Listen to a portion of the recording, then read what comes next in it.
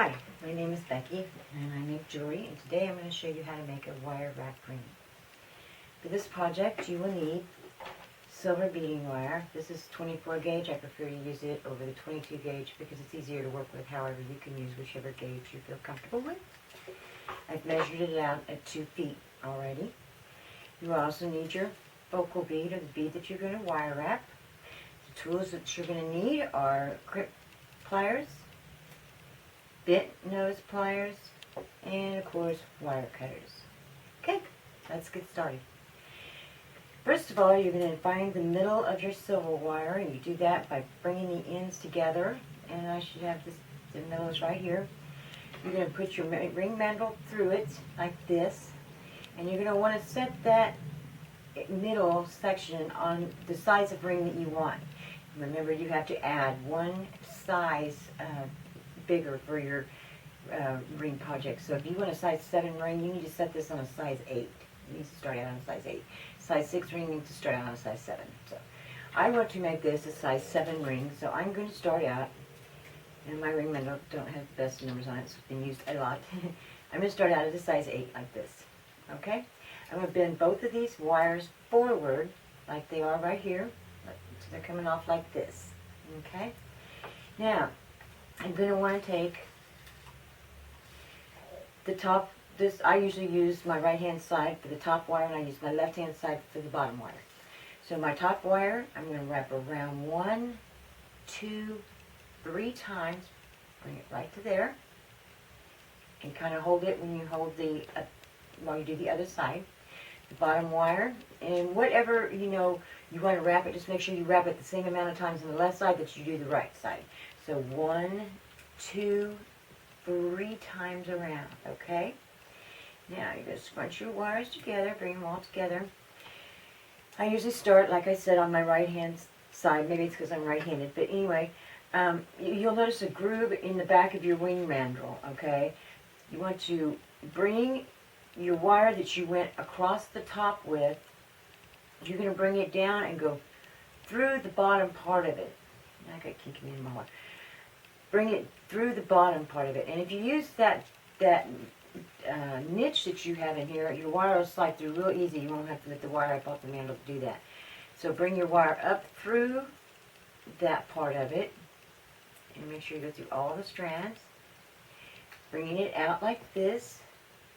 Okay, and you're going to do this 2 or 3 times. Like I said, whatever number you do on one side, you'll want to do on the other side so that it will be even and look nice. So I went through once, I'm going to go through twice. I've got a cat in here, I hope she won't be part of the video, but she thinks she's going to because she sees the wire.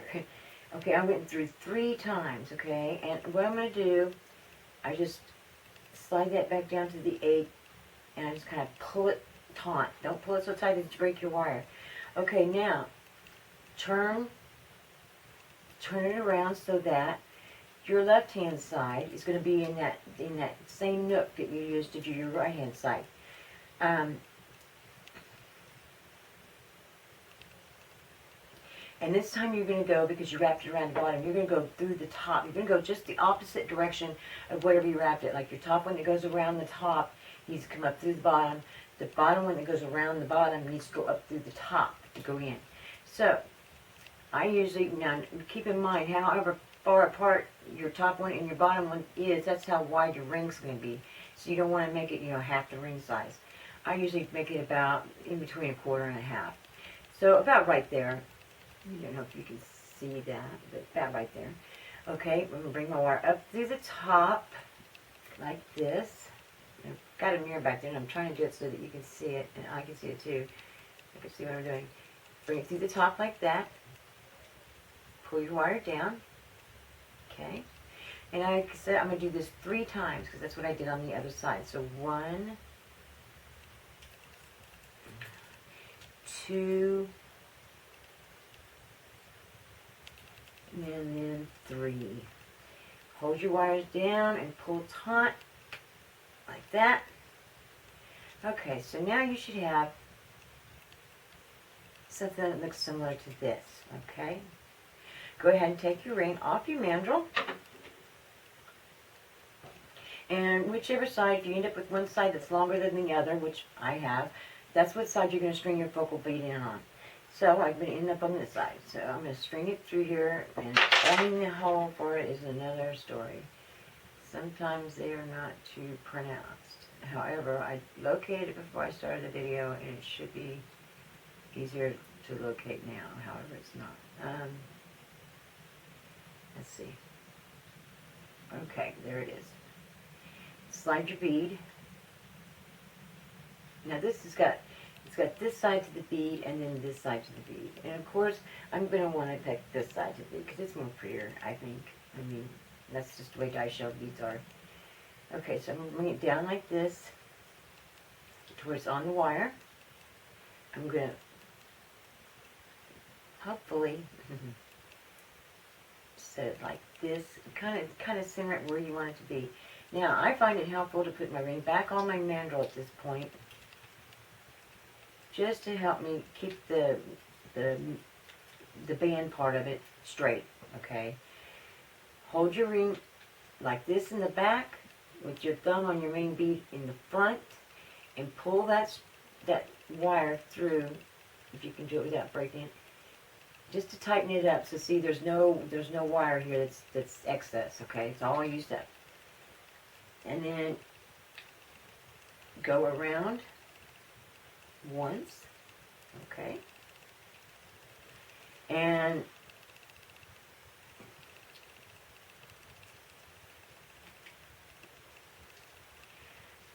for the second time around, what I usually like to do is to take it up over the top of my bead.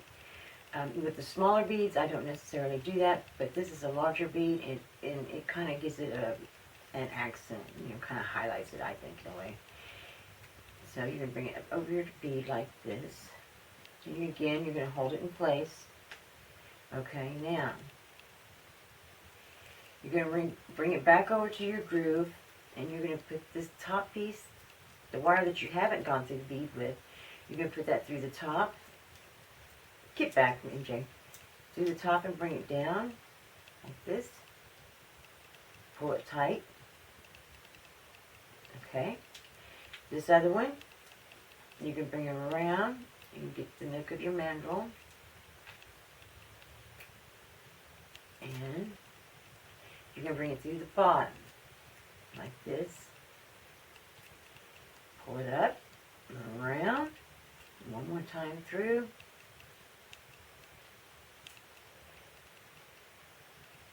Okay, now, you can leave your wire going across the top of it like that, or what I like to do is I like to put a little bend in that, kind of make a design. So,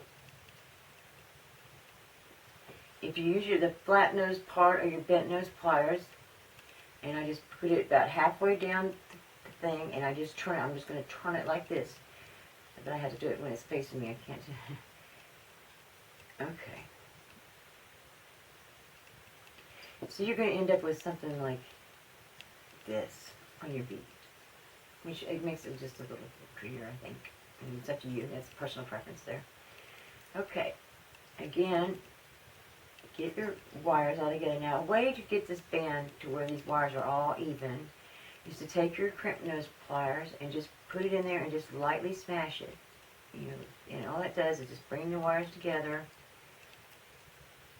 and centers them all together, so that it's not, it doesn't look loose. Okay. Now, you can add side beads to this if you like. I am personally just going to leave it like this. So I'm going to finish wrapping this around. I'm going to go once. I'm counting the sides, because whatever I do on one side, I'm going to put this back on the ring mandrel too. I think it's a little easier. Whatever I do on one side, I'm going to want to do on the other side. So I went through once. Hold it tight, go through again, pull it tight, go through again. So that's 3 times I've gone through. You see how it looks. That looks pretty good. So I'm going to turn it over this way, and I'm going to go through this side 3 times. Remember, you're going just the opposite way. And when you get a shorter wire, sometimes it helps. If you want to, you can always use your bent nose pliers to help you pull it up through there. So that's one. And then push it through again. I'm trying to get it so you can see it. I hope I do. There's two. And then one more time. Okay. And that's three. That side looks really good as well. Okay, so time to cut the wires off. Now, ideally, if you had some angled clippers, they do get more of a flush cut, but mine unfortunately broke. I bought them at Harbor Freight and they didn't last me a week. So I'm going to put these up against just as close to the ring as I can get without going into the ring itself, okay? And I'm going to cut that right there, just like that. Okay? And again, you might have to push your little design down just a hair for a minute. This one, I'm going to do the same thing too. I'm going to cut it just as close to the design as I can get. The ring band, I'm sorry, the design, it's the ring band. Okay. Once you've done that, get your crimp beads. Find the part that you were right where you cut it, and you're going to come up and you're just going to kind of mash that and go around, and what that does is just push it down inside the wrapping so that there's no rough edges. It won't snag your clothes, it won't cut your hand when you put it on, because those wires can be a little rough, okay? Go all the way around like that. Oh, excuse me, my nose itches. Okay, this side I'm going to do the same thing.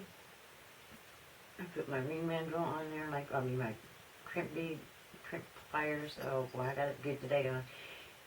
And go around it just like that, okay? And you can run your finger in through there. No, there's no, thing, no roughness. So now what I'm going to do is I'm going to put it back on ring mandrel one more time. I'm going to show you is size 7, because you always end up with a size smaller. Now, I'm also going to push it down kind of taut, okay, to make sure I get it really, really round. Okay, like that. And I think, well, I don't really like that design. You could play with the design on the front of your ring as much as you want. It's up to you. It's your personal ring or, your style. How's that? I'm going to put it on and let's see what it looks like. I like it. And that is how you make the wire wrap ring.